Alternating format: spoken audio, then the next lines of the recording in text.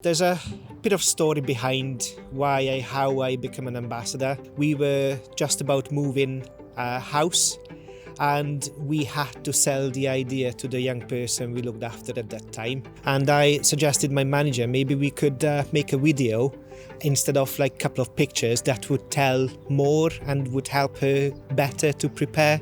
This worked out really, really well.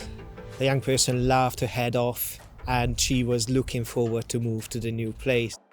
He was involved with Social Care Wales, the Care Ambassador program, and he asked me to see if I would like to join because he thought I got loads to share. As a Care Ambassador, I visited primary schools, I visited secondary schools, talking to children and teachers about my role, what I do as a care worker. I found it important because sometimes children had misconception about other children growing up in care. It's very good for my own personal development.